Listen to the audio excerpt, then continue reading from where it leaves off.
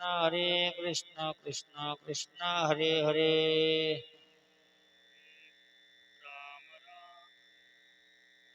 कृष्ण हरे कृष्ण कृष्ण हरे हरे हरे राम राम राम हरे हरे। हरे हरे कृष्ण कृष्ण कृष्ण कृष्ण कृष्ण हरे हरे। पुंडलीक वरदा हरे हरे विठ्ठल विठ्ठल श्री श्री ज्ञान ज्ञानदेव मुक्त तुकाराम भाई की जय सकाराम महाराज की। समर्थ सद्गुरु श्रीराम श्रीराम महाराज महाराज की जय। सद्गुरु गजानन गजानन महाराज महाराज की की जय। जय तत्विधी प्रणिपातेन परिप्रश्नेन सेवया उपदीक्षन्ति ते ज्ञानम ज्ञानिनस्तत्वदर्शना ते ज्ञान पैगा बरवी जरी मणी आती आणावे तरी संताया भजावे सर्वस्वीशी प्रस्तुत प्रवचनरूपी सेवेकरता निवडलेला जो श्लोक आहे तो 4थ्या अध्यायातील 34 क्रमांकाचा आहे आणि या श्लोकाद्वारे भगवान अर्जुनाला हा ज्ञान प्राप्तीचा उपाय सांगत आहे। सेवा काय निमित्ताने आहे सर्वांना कल्पना आहे। या वर्षी प्रथमच वर्ष श्री संत गजानन महाराज आश्रम टाकडी तालुका बाळापूर जिल्हा अकोला विदर्भ इथून काढलेला आम्ही दिंडी सोहळा आहे आणि त्या दिंडी सोहळ्याचं आजच्या दिवशी वडी गोद्रे येथे मुक्काम आणि या गावातील सद्ग्रस्त श्री हरिभक्ती परायण गणेशराव यांच्याकडे आपलं मुक्काम नाणीनं दिलेलं आहे आणि त्या निमित्ताने हे प्रवचन रूपी सेवा या खटके वस्तीवरती गाव वडी गोद्रे पण ही जी वस्ती आहे ही खटके वस्ती आहे। एक जण म्हणे खटकेचं एकच तर घर आहे म्हणे महाराज। एकच घर जरी असलं तरीही मात्र त्यांच्या या वस्तीवर ते आपला हा प्रवचनाचा सुयोग आहे। ज्या गावामध्ये प्रवचन आहे या गावामध्ये जवळजवळ 10-12 दिंड्या असतात। आताच ऐसाई मुक्ताई इथं मुक्कामाला होत्या, गुंडोजी महाराज होते, असे अनेक संत महात्मे असतात आणि योगायोगाने या गावातील नानींचा फोन आमच्याकडे होता। त्याचं कारण आमचे प्रशांत महाराज त्या सोमठाणे दिंडीमध्ये बऱ्याच वर्ष चालले आणि चालले असताना नानीचा फोन होता। नानीला फोन केला, नानीने लगेच होकार दिला, काही हरकत नाही, कारण परवा कालच दिंडी गेली एक त्यांच्याकडून, काल दिंडी गेली। मुलीने विचार केला आपल्या आईकडे बरेच दिंड्या येतात पण एखादी दिंडी आपल्याकडे असावी, तेवढ्या करता आईसाहेबाला हा नानीला विनंती केली आणि नानीने हा मुक्काम आपल्या जावयाकडे दिलेला आहे। म्हणजे आता धोंड्याचा महिना झाला, धोंड्याच्या महिन्यामध्ये जावाई लोकाला काहीतरी दान केलं पाहिजे, पण नानी एवढ्या उदार आहे, नानीनं असं दान दिलेलं आहे जवाई बापूला न संपणार। अविनाश जोडिले हे न सरे धन, अविनाश आनंद घन, अमूर्त मूर्ती मधुसूदन, समचरणी देखीला।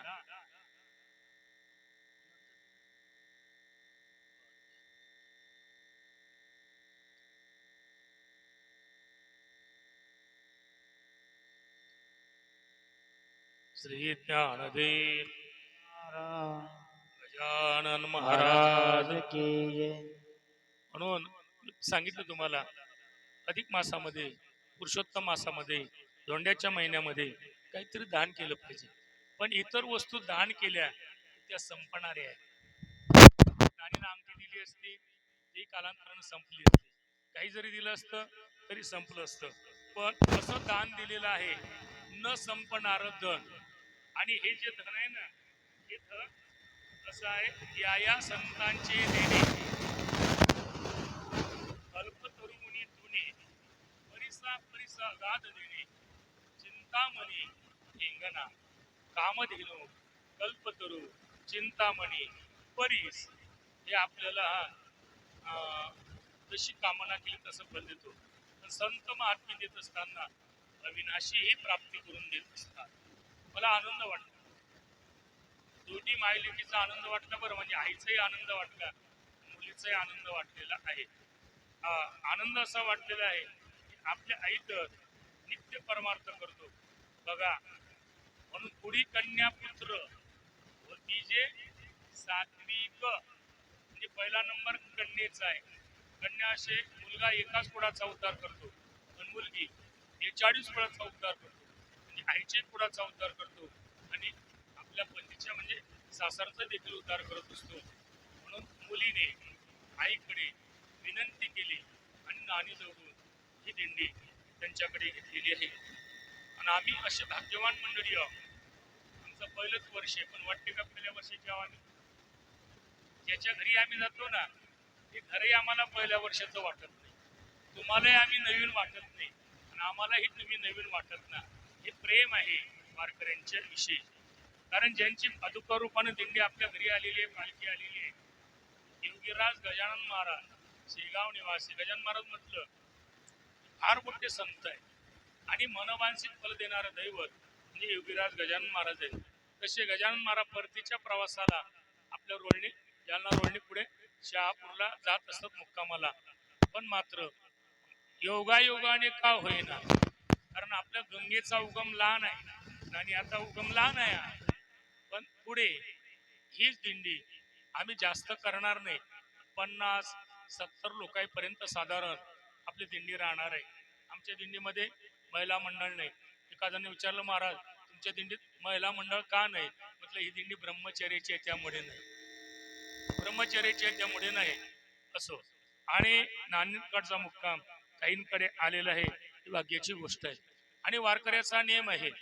वारकऱ्याचा नियम काय? काकडा, त्यानंतर दिवसभर भजन, हरिपाठ, रात्रीला आल्यानंतर हरि कीर्तन बहुसंख्येनं लोक असतील तर, नसतील ना बहुसंख्य लोक तर मग प्रवचन करावं. पण मला कीर्तनापेक्षा प्रवचन खूप आवडतं.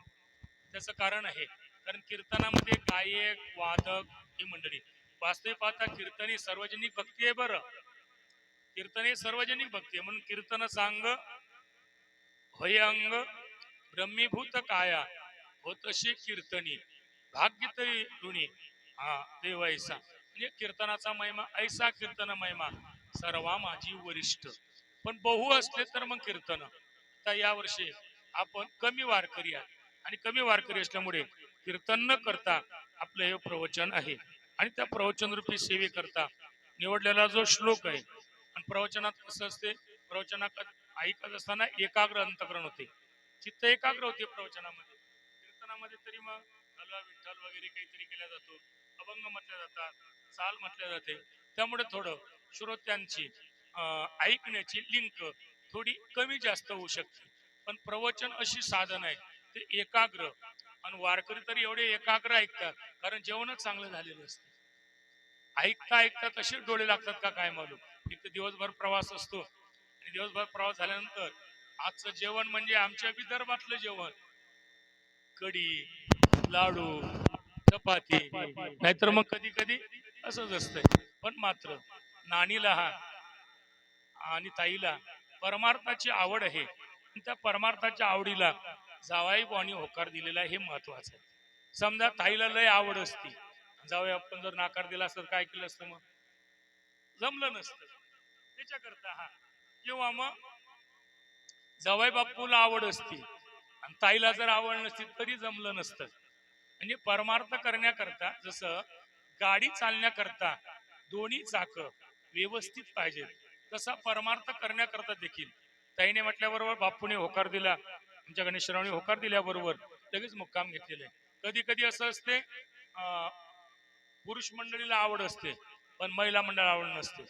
एका गावात एक ग्रस्त राहत होते, त्या माणसाला फार परमार्थाची आवड होती. कोणी महाराज दिसले, कोणी वारक दिसले, जयहरी चला घरी, रामकृष्णरी चला घरी, चला घरी. ते बाई कंटाळले ना करू करू, आणि कंटाळली असताना मग एक दिवस साधू घरी आले, 2 साधू घरी आले, आणि 2 साधू घरी आले असताना त्या बाईने मालकाला हाका मारलं, मालक इकडे या. त्या बाईला आवडच नव्हती, कस तरी करत होती. मालकाला बोलावलं, काय आणि साधू लोकांना आपल्या घरी आणलं, वारकऱ्याला आपल्या घरी आणलेलं आहे, साखरने त्यांना चहा करण्याकरता माझ्या जवळचे पैसे घ्या, साखरांना जवळच्या दुकानातून नको आणू, लांबच्या दुकानातून ना गावातून. मग त्यांनी पैसे घेतले, साखरला गेले. ती बाई रडत बसली. रडत बसली असताना त्या वारकरी विचारलं, बाई का रडता? आणि तो म्हणजे आमच्या गावात प्रथमच आले वाटते, पहिल्यानं आले वाटते. म्हणे हो. मग आमच्या तुम्हाला माहित नाही, आमच्या घरच्या लोकांचा स्वभाव लय खडूस स्वभाव आहे, आणि काय करतात आणि वारकऱ्याला घरी आणतात, चराटाने बांधतात आणि मुसळाने बदबद काढतात. साधू थांबतील का? साधू निघाले ना, पाथरवाल्याच्या रस्त्याने निघाले ते. आणि निघाले असताना मग तो माणूस घरी आलाय. विचारलं का ग कुठे गेले वारकरी? त्यांनी सांगितलं वारकरी असे काय असे वारकरी आणले म्हणे. एक वारकरी सराट मागत जाईन, एक वारकरी म्हणे मुसळ मागत जाईल. म्हणून मग तू दिलं का नाही? आणि मी नाही दिलं, तुम्ही बोलले असते म्हणून. लगेच त्यानं सराट आणि मुसळ घेतलं. सराट करता ना, हा म्हणजे दोर दोर, हा आणि घेतलं. लगेच निघाला. त्या साधू लोक चालली होती रस्त्याने. वारकरी, हो वारकरी बुवा, हे घ्या मुसळ, हे घ्या चराट, हे घ्या मुसळ, हे घ्या दोरखंड. साधू ते वारकरी म्हटले का आला रे, बांधते आपल्याला. वारकरी पडत गेलेले आहेत. मला असा भाव सांगायचा, समजा मालकाला आवड आहे आणि बाईला जर आवड नसली तशी परिस्थिती होती. कधी कधी बायांना आवड आहे, आमच्या माता भगिनींना आवड आहे, पुरुष मंडळी जर नसलं तर आता याच्यावर दृष्टांत सांगावंच लागणार आहे. एका गात एक जोडपा राहतो, त्या बैला लय परमार्थाची आवड, पण मालक असा खडू स्वभावाचा. आणि असे गावामध्ये सप्ता, तसं तुमच्या ओढी गोदरीला सप्ता तर तसा. मग सप्ता म्हटल्यानंतर ते वर्गणीवाले आले. वर्गणी द्या वर्गणी सप्त्याची. तो घरातच माणूस होता. तो म्हणे कावे, सप्त्याला वर्गणी, दिंडीला वर्गणी, याला वर्गणी, त्याला मंदिराला वर्गणी. वर्गणी वर्गणी का म्हणे आम्हाला वावरही केला होता का? वर्गणी देणाऱ्याला वावर विकावं लागत नाही, शेती विकावं लागत नाही, वरली लावणाऱ्याला विकावं लागतं. त्यामुळे ते चालले गेले परत. ते बाई भेटलीच ना नळावर, ताई वर्गणी राहील द्यायची. ती ताई म्हणे मी कुठं नाही म्हणतो. आणि मग तुमच्या घरचे आणि आमच्या घरचे शेतातून येतात, आले जेवण केलं की पान खाण्याकरता निघून जातात म्हणे ग्रामपंचायतच्या वट्यावरती. लगेच मग तुम्ही यायचं, तुम्हाला काय कमी ते द्यायचं, देतो मी तुम्हाला. आले वर्ग, तो माणूस घरी आला शेतातून, आंघोळ वगैरे केली, जेवण केलं, निघून गेला. निघून गेला असता वर्गणीवाले आले. त्या बाईने विचारलं काय कमी आहे रे? म्हणे तुरीची डाळ कमी आहे. त्या बाईने गमेलं भर, पातीलं भर, टोपलं भर तुरीची डाळ दिली. तेवढ्यात त्या माणसाचा सुडा आणि सुपारी घरी राहिली. तो घरी आला. आता किती पंचायत, घाबरले ना ते. घाबरल्या बरोबर त्या बाई लय बरोबर घाबरू नका. ते ते व्यक्ती बोलायच्या आधी ते बाई बोलायला, हो हे पोरं आले सप्त्यातले, ते म्हणतात वर्गणीची दाय उरलेली आहे, घेता काय विकत? तो म्हणे आपल्याला घ्यायची नाही डाळ. आणि मग घ्यायची नाही म्हणे आपल्याला हे डाळ. आणि मग द्या द्याला द्या यांना उचलं. लगेच त्यांनी टोपलं उचललं, जमिलं उचललं आणि वर्गणीवाल्या डोक्यावर. असं जर असलं तर मग परमार्थ होते. म्हणून परमार्थ करण्याकरता हा घरातील पुरुष मंडळी ही चांगली पाहिजे आणि महिला मंडळ देखील चांगलं पाहिजे. त्यामुळे परमार्थ होत असतो. म्हणून नानीने सांगितलं, ताईने होकार दिला, बापूने आमच्या होकार दिलेला आहे. आणि होकार दिल्यामुळे बापू म्हणतात, तुमच्याकडे दाजी म्हणतात, दाजीने होकार दिलेला आहे. त्यामुळे वारकरी घरी आलेले आहे आणि त्यांचं हे वाटचालीचं प्रवचन माझ्या वाट्यात झालं. वास्तविक पाहता आमच्या दिंडीमध्ये, दिंडी जरी लहान असली ना, 4-5 कीर्तन आहे. आदरणीय आमचे प्रशांत महाराज आहेत, आदरणीय आमचे अमोल महाराज आहेत, आदरणीय आमचे विनोद महाराज आलेले आहेत, आदरणीय आमचे दाते महाराज आहेत आणि अशी बरीच मंडळी गायक वादक मंडळी आहे. आणि तरी मात्र त्यांनी सांगितलं महाराज तुम्हालाच प्रवचन करावं लागणार आहे. काही हरकत नाही बा. आणि त्या सेवेकरता निवडलेला श्लोक 4थ्या अध्यायातील 34 क्रमांकाचा श्लोक आहे. आता इथं जास्त सांगायला नको, कारण या गावामध्ये देखील स्वाध्यायी परिवार असल्यामुळे गीता आपला हा धर्मग्रंथ आहे आणि धर्मग्रंथातील हा 4थ्या अध्यायातील 34 क्रमांकाचा श्लोक आहे. या श्लोकाद्वारे भगवान अर्जुनाला ज्ञान प्राप्तीचा उपाय सांगता. अर्जुना, तुला जर ज्ञान लागत असेल तर संतांकडे गेलं पाहिजे. आणि संतांकडे गेलं असताना प्रणिपात, प्रश्न, सेवा, उपदेश. प्रणिपाताने नम्रता करते, सेवेनं प्रश्न आणि अधिकार करतो, सेवेनं निष्ठा करते. आपण वारकरी यांच्या घरी आलेला आवाज आले असताना किती चांगली सेवा केली, म्हणजे यांची निष्ठा आहे म्हणून सेवा केली. जेवढे जेवणारे होते ना तेवढेच वाळणारे होते. वाळणारे बसून ठेवा लागले आपल्याला, थांबा ताई म्हणत, थांबा दुसऱ्या पंक्तीला वाढ जा. कोणी म्हणे महिला मंडळाला इथली आवड आहे, तुमची पंगत झाल्याबरोबर ताई म्हणे बाय जेवायला बसा, तुम्हाला प्रवचन ऐकायचं आहे. नाहीतर मग जेवण करा घराकडे जा, मग काही फायदा नसतो. कारण अन्नदान करत असताना दिंडीच्या निमित्ताने करायचं, लोकांना आमंत्रण द्यायचं, पण आमंत्रण करून त्यांना जेवणाचंही आमंत्रण द्यायचं, कथा असेल कीर्तन असेल तर त्याचंही आमंत्रण देत चला. नाहीतर का आले दिंडी आली जेवण केलं लगेच घरी निघून गेले त्या जीव घालणाराला एवढं विशेष प्रकारचं पुण्य लाभलेलं नसतो. ताईने वेळा सांगितलं तुम्हाला प्रवचन ऐकायचं आहे त्यामुळे तुम्ही देखील जेवण करून घ्या. म्हणजे हे सेवा आहे. सेवेने निष्ठा करते. आणि एक सांगू का आम्ही जे लोक आहोत आम्ही निष्ठेला फार प्राधान्य देणारे लोक आता सरी निष्ठानिष्ठी राहिली. आणि निष्ठावंत भाव भक्ताचा स्वधर्म आहे तो निष्ठावान असला पाहिजे. तो निष्ठानिष्ठीचा नसला पाहिजे. त्यामुळे सेवेने निष्ठा करते असं मारा प्रणिपात प्रश्नाने सेवा केल्यानंतर ते काय करतील उपदेशंती ते उपदेश करतील. कशाचा करतील ज्ञानाचा करतील. कोण करतील जे ज्ञानाचे तत्वदर्शिनी आहेत ते महाराज जे ज्ञानाचा तत्वदर्शी आहे ते ज्ञानाचा उपदेश करतील. पण ते ज्ञान कसं आहे आम्हाला सांगा. हा प्रश्न होता आपला आजचा. ते ज्ञान कसं आहे तर ज्ञानग्रंथ ते ज्ञान बरवा आहे. बरवा आता कारण ज्ञानेश्वरी मराठवाड्यातच तयार झालेली आहे. बरवा आहे ज्ञान. बरवा आहे ज्ञान. ते ज्ञान म्हणजे कोणतं ज्ञान. ज्ञानाचे तर लय प्रकार आहेत. मग भौतिक ज्ञान आहे वैज्ञानिक ज्ञान आहे प्रपंचाचं ज्ञान आहे. हे सर्व जरी ज्ञान असतात ना पण हे अध्यात्म ज्ञानाच्या दृष्टिकोनातून हे ज्ञान गौण आहे. मोर आहे का नाही मोर. त्या मोराच्या पिसाऱ्यावर प्रत्येक पिसाऱ्यावर डोळा असतो पण त्याला दृष्टी कोण्या डोळ्यानं असते डोळ्यानं दृष्टी असते. डोळे जरी असला तरी मात्र दृष्टीला. तसं भौतिक ज्ञान जरी असलं पण अध्यात्म ज्ञान जर नसेल तर आपलं जीवन शून्यमय आहे. वकील इंजिनियर आणि डॉक्टर प्रवासाला निघाले आणि नावेतून प्रवास चालू झाला. आणि नावेतून प्रवास चालू झाला असताना तो नावाडी नाव हाकत होता. त्या नावाला विचारलं का रे कितवीला असतो. तो मी शाळा शिकलो नाही. अरे अरे अरे तुझे जीवन काही खरं नाही. बघ हे इंजिनियर आहे हे डॉक्टर आहे हे वकील आहे. तो म्हणे डॉक्टर म्हणजे त्यांनी सांगितलं कोणी बिमारीचे निदान करता. हे इंजिनियर म्हणजे घर कसं बांधावं काय कसं करावं हे यांना कळतं. हे वकील आहेत म्हणजे होत्याचं नव्हतं करतात. हे म्हणजे खऱ्याचं खोटं करणारे आहे ते. मग नाव मध्ये गेली असताना वादळ सुटलं आणि त्या नावेत पाणी यायला लागलं. नावेत पाणी येत असताना मग त्यांनी विचारलं वकील साहेब तुम्हाला पोहण्याचं ज्ञान आहे का. डॉक्टर साहेब तुम्हाला पोहण्याचं ज्ञान आहे का. वकील साहेब तुम्हाला पोहण्याचं ज्ञान आहे का. त्यांनी सांगितलं नाही. तो म्हणे मला कोणतंच ज्ञान नाही पण मला पोहण्याचं ज्ञान आहे. मी तरुण जाणार तुम्ही मरणार. तसं तुम्हाला सर्व ज्ञान आहे पण भौतिक जर ज्ञान नसेल आध्यात्मिक ज्ञान जर नसेल तर मग आपल्याला तरावं लागणार नाही मरावं लागणार आहे. आणि तरण्याकरता अध्यात्म ज्ञानाची फार मोठी गरज आहे. म्हणून ते ज्ञान जे उद्धाराला कारणीभूत आहे ते ज्ञान बरवा आहे. बरव म्हणजे चांगलं आहे. मी त्या दिवशी बोललो 3 गोष्टी चांगल्या आहेत. ज्ञान चांगलं आहे नाम चांगलं आहे आणि देव चांगला आहे. नाम बरवा आहे. नाम बरवया बरवंत.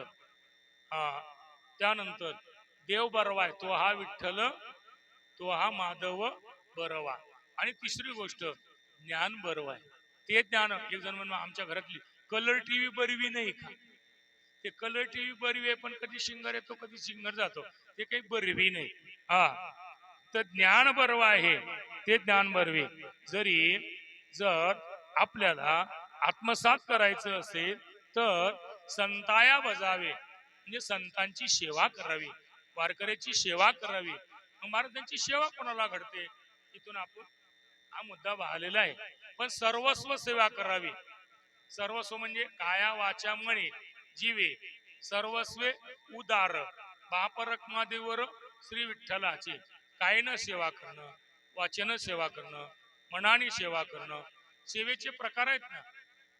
संतांची एकांगाने नाही तर सर्वांगाने सेवा घडली पाहिजे. कायनं त्यांची वारी करणं वाचेनं नामस्मरण करणं मनानं मनन करणं बुद्धीनं निश्चय करणं चित्ताने चिंतन करणं अहंकाराने ही त्याचा अंश आहे असं कळणं. त्याला सर्वस्व म्हणतात. सर्वस्व सेवा. इथं सर्वस्व शब्द आला ना. संताया बजावे सर्वस्वेशी म्हणजे सर्वेश्वीचा अर्थच तो आहे. म्हणजे सर्व बाबतीमध्ये संतांची सेवा ही जीवाला घडली पाहिजे. आ, दुसरं सांगतो मी, डोळ्याची सेवा त्यांचं रूप पाहणं, कानाची सेवा त्यांचे गुणानुवाद ऐकणं, वाचीची सेवा त्यांचं नामस्मरण करणं, याला सर्वस्व सेवा म्हणतात महाराज. पण त्या संतांकडे ज्ञान आहे का? ज्ञानोबर म्हणतात, जे ज्ञानाचा पुरवठा, पुरवठा म्हणजे भरपूर, पुरवठा म्हणजे घर, जे ज्ञानाचा पुरवठा, पण त्या ज्ञानाच्या घरामध्ये जर जायचं असेल ना, तर सेवेच्या दारातून गेलं पाहिजे. ज्ञानाच्या घरामध्ये सेवेच्या दारातून गेलं पाहिजे. इथं सेवा हा दारवंटा, दारवंटा म्हणजे दरवाजा, उंबरटा. ज्ञानाच्या घरामध्ये जाण्याकरता सेवेच्या दारातून गेलं पाहिजे.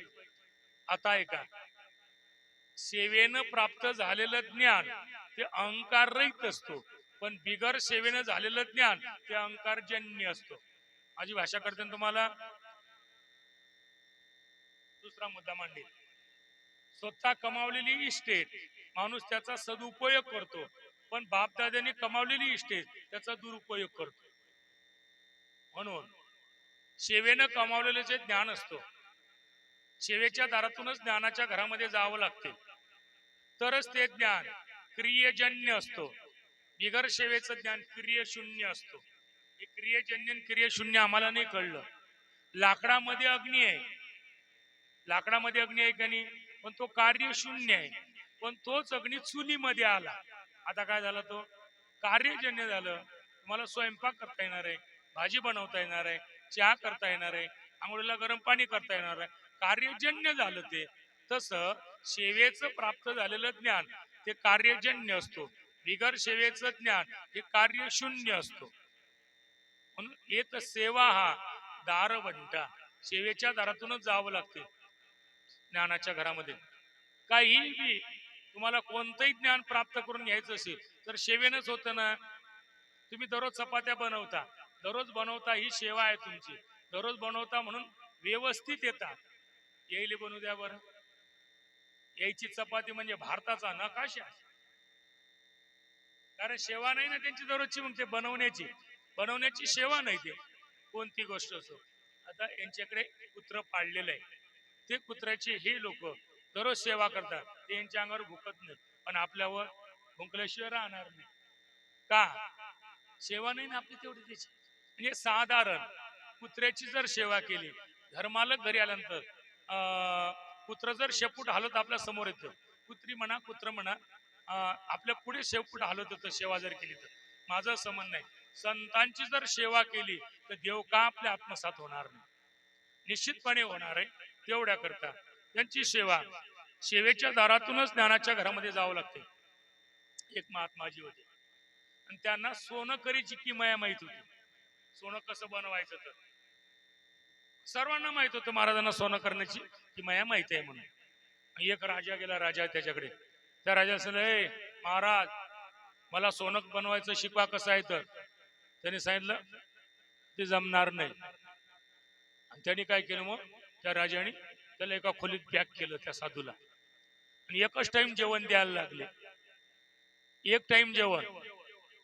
आणि दररोज जायचा राजा वेश बदलून, सोनं करायचं मला ज्ञान द्या, दिलंच नाही. 6 महिने पार पडले. शेवटी एक दिवस राजाने त्याला फाशीची शिक्षा सुनावली. मी उद्या तुला फाशी शिक्षा देणार, तुम्हाला सोनं करायची किमया शिकून नाही राहिला म्हणून, विद्या देत नाहीस म्हणून. त्याच्यात तू फाशीवर जरी दिलं तरी मी तुला सोनं बनवण्याची किमया शिकवणार नाही, सेवेशिवाय नाही. पण राजा दररोज जायचा, वेश बदलून जायचा ना, त्याची सेवा करायची. आणि 6 महिन्यानंतर ज्या दिवशी फाशी होणार आहे त्या रात्रीला त्या राजाला, वेश बदलून गेलेला राजा, त्या महाराजांनी सांगितलं, गड्या तू माझी खूप 6 महिने झाली सेवा करून आलेलं आहे, राजानं मला कैदीत केलेलं आहे, पण तू माझ्या जीवाभावाने सेवा करून आलेलं आहे. उद्या मला फाशी होणार आहे, फाशी होणार, माझ्यावर सोनं करायची किमया विद्या आहे. ते सोनं करायची विद्या त्या राजाला त्यांनी त्या दिली. दिली असताना दुसऱ्या दिवशी फासावर चढणार, फासावर चढणार असताना राजा आला, चला मारा फाशीवर जाण्याकरता. निघाले ते साधू महात्माजी, निघाले असताना फासावर जाणार. राजा सांगितलं, महाराज मला हा सोनं बनवता येते. महात्माजीने उत्तर दिलं, तू कोणाची सेवा केलीशील म्हणून येते. म्हणजे साधारण सोनं कलेची किमया बनवण्याकरता राजाला त्या महात्म्याची 6 महिने सेवा करावी लागली. जसं देवाला आत्मसात करण्याकरता, ते ज्ञान आत्मसात करण्याकरता साधूची आपल्याला सेवा करावी लागणार आहे. त्या सेवेच्या दारातून जावं लागणार आहे. इथं सेवा दारवण्यात येतील ते स्वाधीन करी सुभटा ओढंगोनी देतील. ते इथं महत्वाचं आहे. स्वाधीन करतात ते आपल्या. किती देतात माहित आहे का? दररोज म्हणतात तुम्ही, दिदले संपूर्ण माझे हाती. किती देतात माहित आहे का साधू? मी प्रमाण वापरून गेलो. या संतांचे देणे कल्पतरुणी दुनी परिसा परिसगात देणे चिंतामणे या संता परिसुधार नाही त्रिभुवनी थोर माये बापे सोदर इष्ट मित्र स्वयरे. ते स्वाधीन करतात आपल्या, सर्वस्व देतात. महाराज ते जर सर्वस्व देतात, त्यांच्याजवळ काही राहत नाही का? वा वा. जसं शून्यातून शून्य गेलं, काय किती राहिले रे? शून्यातून शून्य गेलं, शून्यच राहिलेलं आहे. तसं आपल्याला त्यांनी ज्ञान दिल्यानंतर त्यांच्याजवळ ते कायमच राहत असेल. कारण त्यांचं पोत देवाने भरलेलं असतं. तुका म्हणे पोते देवे भरले नो ये रीते. ते देतात म्हणजे संपूर्ण देतात, म्हणजे आपल्याजवळ त्यांच्याजवळ राहतं. एक अमृतानुभवामध्ये ओवी आली, राखो जाता शिष्याते गुरुपणे धाडिले तिथे. दुसरं प्रमाण सर्वांच्या पाठातलं, कृपा कटाक्षेने आडिले हा आपुले पदी बैसविले बाप रखमा देवरे विठ्ठले भक्ता दिले वरदान. ते स्वाधीन करतात. सुभटा स्वाधीनामध्ये एक लक्षण बसतो. कारण स्वाधीन करता म्हणजे क्षोत्रिय, ब्रह्मनिष्ठ आणि कृपाळू. ते क्षोत्रिय आहे, हे सर्व शास्त्र निष्णात आहे. ब्रह्मनिष्ठ, ब्रह्माचा साक्षात्कार झालेला आहे. कृपाळू आहे, दररोज म्हणतो आपण कृपाळू उदार हा तया नमस्कार. कृपाळू सज्जन तुम्ही संतजन एवढे कृपादान कृपया केली संतजनी माझी अलंकारी विळवाणी. एवढे कृपाळू आहे. एका जनार्दनी संत पूर्ण करती मनोरथ. कृपाळू उदार तुम्ही संतजन एवढे कृपादान तुमचे मज. म्हणून ते देतात आपल्याला. स्वाधीन करी सुभटा ओढंगोणी. सर्वस्व ते आपल्याला देत असतात. आपलं कर्तव्य काय सांगा. तरी तनु मनो जीवे चरणाशी लागावे. तनान मनान जीवान धनाने त्यांच्या चरणाशी लागावं. चरणाशी लागणं म्हणजे संतांजवळ नम्रता धारण करणं. चरणाशी लागणे शब्दाचा त्या नम्रता, नम्रता असली पाहिजे. संतापाशी बहु असावी मर्यादा. फलकटाचा धंदा उर फोडी. संताशी शोभवी भलत्या प्रकारे त्याचे नोये बरे उभय लोकी. नम्रता असली पाहिजे. चरणाशी लागावे. चरणाशी लागणं म्हणजे नम्रता असतो. म्हणून ही मंडळी आपण आल्यानंतर वारकऱ्यांच्या चरणाजवळ नम्र होतात. मग अशी संकल्प सोडला, नम्र होणं आहे. संकल्प सोडणं म्हणजे पंक्तीला नम्र होणं हे संकल्प सोडणं म्हणजे ते नम्रतेचं लक्षण आहे. आणि नम्र झाला भूता त्यांनी कोंडिली अनंता. म्हणून नम्रता अतिशय महत्वाचे. चरणाशी लागावं. ऐका, संतांच्या चरणाशी सर्वस्व आहे, त्यामुळे चरणाशी लागावे. पण पुढचा शब्द लय महत्वाचा, अगर्वता गर्वरहित त्यांचं दास्यत्व करावं. गर्वरहित, गर्व नसावं. संत सेवेचं भगवंताने आपल्याजवळून हे करून घेतलेलं आहे. होतच नाही. तो करून घेतलं, त्याच्या मनात आलं म्हणून नानीला आम्ही फोन केला. म्हणजे आमच्या मनात पहिल्यानं आलं. आता ओढी गोत्रीला आमची ते काडी ओळखीचीच आहे, बाप्पा साहेब ते ओळखीचे आहेत.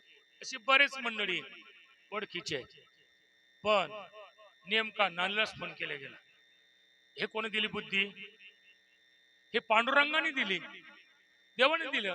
संतांनी सांगितलं, गजानन महाराजांनी सांगितलं, ए तुम्ही जाऊन राहिलेले आहे पंढरपूरला, नानीला फोन करा पहिल्यानं. नानी काय म्हणते तर बघा. पहिल्या नानीला फोन केला आणि म्हणे माझ्याकडे दिंडी आहे. तरी मी बघतो. आम्ही म्हटलं कोणीतरी बघा. कोणीतरी बघा म्हटल्यानंतर ते म्हणे नाही मीच करतो, मग राहू द्या. 25-30 लोक आहात तुम्ही, मीच घालते जीव तुम्हाला. देवाने बुद्धी दिली. पण नानीला देखील भगवंताने बुद्धी दिली की ताईची इच्छा होती. अधिक एक सांगू का, मला असं वाटते यांचा सत्य संकल्प असावा की वारकरी आपल्या घरी आले पाहिजे. आणि सत्य संकल्प असला की दाता नारायण होते. सत्य संकल्पाचा दाता नारायण, याचा सत्य संकल्प असला. सहज काल आम्ही लालवाडीला गेलो. लालवाडीला आम्ही 12 वाजता फोन केला, त्यांना दुपारी 12ला. काय मातोश्री शेतकरी पर्यटन आहे, तिथे शेती पर्यटन आहे, हा कृषी पर्यटन आहे. त्यांना फोन केला त्यामुळे बा आमची इच्छाच होती की आमच्याकडे दिंडी आली पाहिजे म्हणून. अधिक एका जणाला फोन केला, तो म्हणे महाराज आमची देखील इच्छा होती की आमच्याकडे दिंडी आली पाहिजे, पण मला दिंडीच भेटत नव्हती म्हणे. तसं ताईंची इच्छा होती की आपल्याकडे दिंडी आली पाहिजे. ती संकल्पना भगवंताने पूर्ण केलेली आहे. मला इथं असा भाव सांगायचा आहे तुम्हा लोकांना. अगरवता करावे दास्य सकट, गर्वरहित संतांचं दास्यत्व करावं. देव आपल्या हातून करून घेते. पण कधी कधी आपण आहो म्हणून दिंडी आहे, आपण आहो म्हणून त्याचं आहे ते. तेरा तुझे कोरपा आपल्याला काय करावं लागतं. आता यावर्षी आपण चालू केली, पुढे चालवून त्याच्या हातात आहे. आपण एकच जबाबदार त्याच्यावर टाकेल. नामा म्हणे केशवराजा, केला नेम चालवी माझा. हाची माझा नेम सिद्धीने. नेम करणं आपल्या हातामध्ये आहे, पण सिद्धीला नेणं त्यांच्या हातामध्ये, त्याच्या हातामध्ये. म्हणून अगरवता करावी दास्य सकड, सकड गर्व रहित दास्य करणं हे महत्वाचं आहे.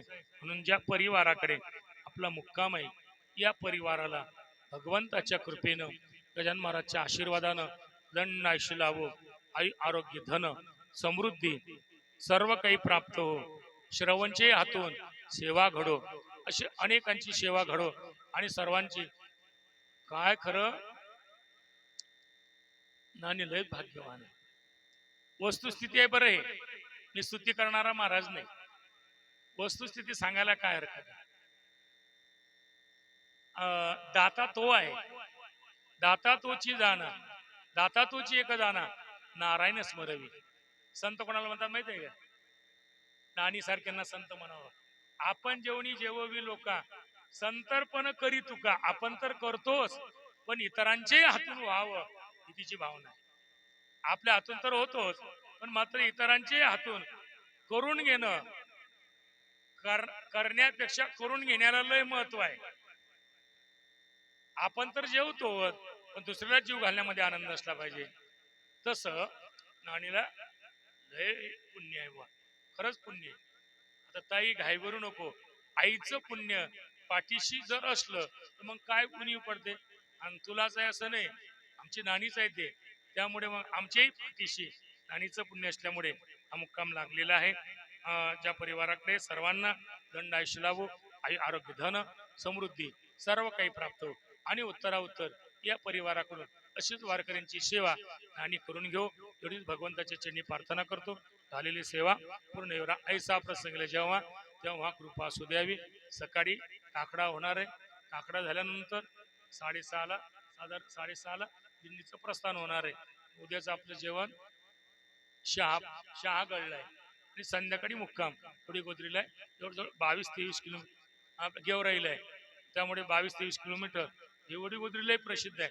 कारण काडेंचा फोन आमच्याकडे असल्यामुळे दररोज व्हॉट्सअपला तुमच्या गावात काय काय होते हे आम्हाला सर्व कळतंय. म्हणून गाव सामान्य नाही बरं. इथून देखील गुरुवारला शनिवारला दिंडीचं प्रस्थान आहे.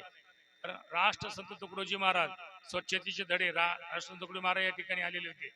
म्हणजे विदर्भातून या ठिकाणी आले, आश्रमाची स्थापना केली. गुरुदेव सेवा आश्रम आहे, त्या आश्रमामध्ये देखील आम्ही 1 वर्ष मुक्कामाला होतो. त्यामुळे स्वच्छता वगैरे सर्व आम्हाला तिथली जाण आहे. आपल्या विदर्भातले पोरं देखील त्या ठिकाणी असतात. त्यामुळे राष्ट्रसंत तुकडोजी महाराजांच्या पदपर्शाने, अनेक संत महात्म्याच्या पदपर्शाने पावन झालेलं एक गाव आहे. म्हणून आता आम्ही तिकडेच जात जाऊ पहिले, पण आज आम्हाला गाव पाहायला भेटलं. गाव देखील परमार्थिक आहे. प्रत्येकाच्या जरी रांगोळ्या टाकलेल्या जणांनी प्रत्येकाने दर्शन घेतलेलं आहे. वारकऱ्यांचं स्वागत प्रत्येकाने केलेलं आहे. हे अतिशय महत्वाचं आहे. म्हणून उद्याचा मुक्काम आपला गेवराईला असल्यामुळे उद्या मस्त आहे. चिंतेश्वर भगवान म्हणजे सर्वांची चिंतमुक्ता करणार आहे, तिथं आपला मुक्काम आहे. म्हणून आजची झालेली सेवा याच ठिकाणी पूर्णविरा. उद्या सकाळी सर्वांनी उठायचं, आंघोळा करायच्या, पाण्याची व्यवस्था आहे. तुम्ही माझं मग गोदावरी आंघोळ करायला काय झालं, मग का तसाच नाश्ता करावं का, आम्ही नाश्ते का तसेच करावं का. आंघोळ होणार आहे, नित्यची आपली आंघोळ होणार आहे. आणि गोदावरीवर शाळेला गेल्यानंतर तिथे ज्यांना जायचं असेल ते जातील. आणि योगीराज गजानन महाराज त्या ठिकाणी पादुका रूपानं आंघोळीला आपल्याला न्यावंच लागणार आहे. अशा पद्धतीने उद्याची रूपरेषा आहे. आजची झालेली सेवा पूर्ण विराम. पुंडलिक वरदा हरिविठ्ठल विठ्ठल विठ्ठल विठ्ठल विठ्ठल. आता विश्वात्मके देवे येणे वागे तोषोणी मज द्यावे फसायदा.